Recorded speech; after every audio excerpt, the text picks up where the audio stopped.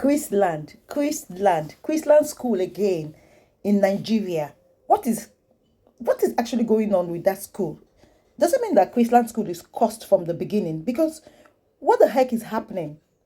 For the past 1 year now, a lot of atrocities have been going on in that school. A lot of deaths have been happening in that school. This is the latest one that has just happened again some 2-3 days ago.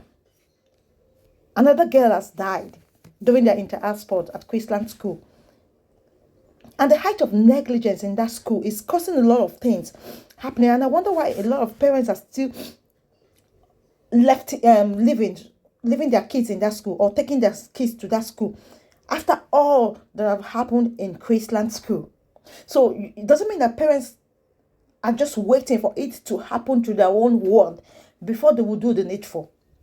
If a parent cries out that something bad happened to their child in ChrisLand school, is it not supposed to be the cry of all parents? It's not supposed to be the cry of all mothers. But no, it is left for that particular parent that incident happened to carry on, the cries of herself, of a kid, or of a lost kid, or whatnot that happened to that particular kid. Because I really do not understand what is happening in ChrisLand school. For the benefit of those that don't know ChrisLand school, in case you're not in Nigeria, ChrisLand school is a very expensive school in Nigeria that parents pay millions of naira for their kids to attend. Okay, what is the purpose of paying this huge amount of money for your kids to attend good schools, in the so-called good schools that they call it in Nigeria, and then you end up losing your kids in that school, or your kids end up being what you never expected he or she to be from that school. Just like that other girl one of the students that went to Dubai and with some of the boys, and ended up sleeping together, having sex in Dubai. Kids of like 12 years. There's so many deaths that have happened in that school, and people are still leaving their kids there. This is the latest one again that have happened. A girl just died, like I said, and the mother came out ranting on Instagram, telling us exactly what happened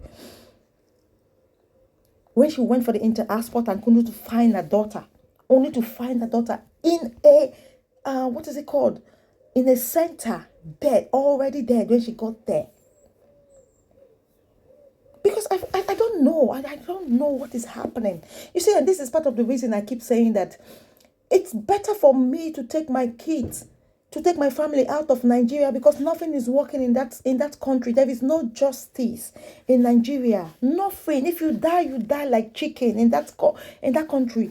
People will only talk about it for days, maybe 2, 3, 1 month, and that is it. Everything just died down. Everything about you, or the unfortunate thing that happened to anybody in that country, just dies down. The Nigerians can only talk for few days, few weeks, few months, and that is it. It goes under, as if everything is just swept under the carpet, as if nothing actually happened. And then they're waiting for the next bad news, where they can come out and start crying. This is a mother's only child, like she said, just died like that out of negligence. Out of negligence, the girl just died. How could a school be having an inter-house sport without medics being around? How could they didn't make preparations for all these? Just from fainting, this girl passed on. According to one of the stories, the way one of the students, told it, which I'm going to play here for you guys to listen. For inter-house sports, you go to a stadium.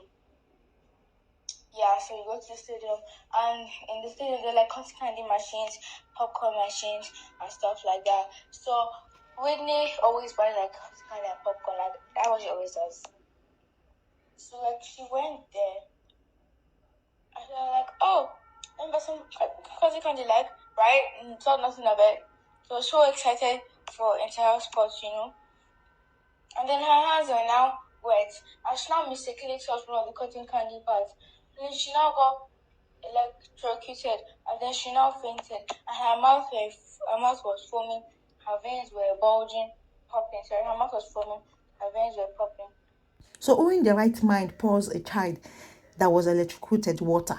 Is it not because of the ignorance, the height of ignorance in Nigeria that will make people to do that? A child was electrocuted, according to the narration of this little girl, that a classmate and a friend that was there that witnessed the whole thing.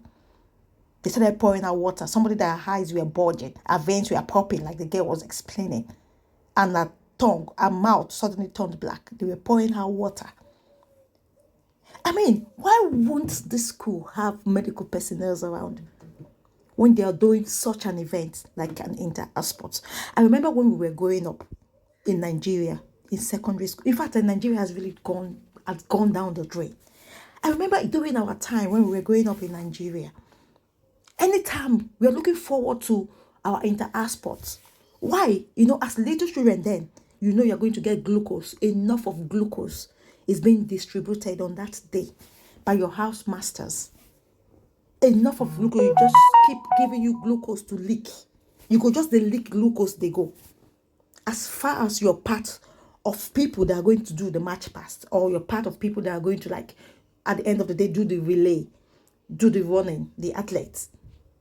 So we just look forward to having our inter-sports day. And then there is always ambulance. I could remember there is always ambulance at that day, that sporting day. So what happened to all those days in Nigeria? What happened to all those days? With all the millions of nairas these parents are paying. It's not worth it. I keep saying it. It's not worth it. Get your world out of Nigeria. Pay that money. Look for that visa. Take your children outside to school, because you're toying with the lives of your children. Look at how this girl just went. Look at how this girl, and nobody could call. Look for the number of her mother and called to call her, to tell her, this is what is happening to your daughter. She had to be the one to look for her daughter when she didn't see her in the mist that marched past. They knew that child was dead. A whole child was dead. And when the mom got to the hospital, a negligent teacher points to a direction, like the mom would find her sitting at the hospital bed, awake from fainting, as they said.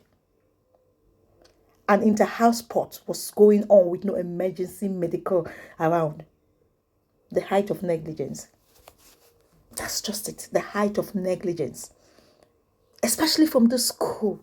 Cost the death. It has really cost the death of several children in that school. It's as clear as day that people's life don't mean nothing to the school. People's world, their lives don't mean nothing. If it happens to you, you swallow it. You just swallow it. You cry for some days and that is it. And the federal government, the state government now for education, they've closed down the school. But how long is this going to keep going on?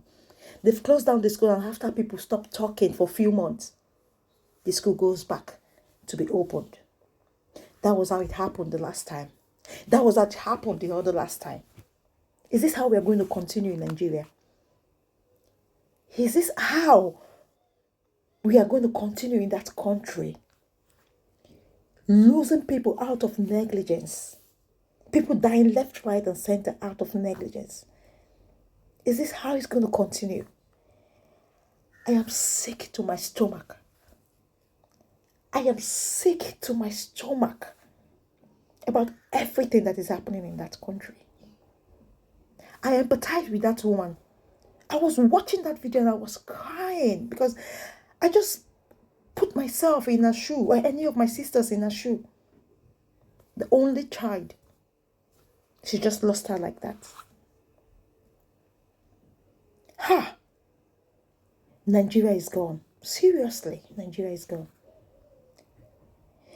Anyways, guys, I'm going to just put out the last clip of what the mother said in this video for you, in case of those people that have not seen it. Just listen to what she has to say. And if you haven't subscribed to my channel, please do me well by subscribing if you find my videos interesting. And I'll definitely see you on the next one. Do have a wonderful day. Why did my daughter... I said, okay, even if she would die of cardiac arrest, why should one cardiac arrest a healthy teenager? Just one. She don't get stroke. She's not in coma. She's not unconscious. And let me state this, by the time I got there, my daughter's lips had already turned black. Her tongue was turned black. I shook her. I held her by her shirts. That picture I see where she's lying down, I held her by her clothes.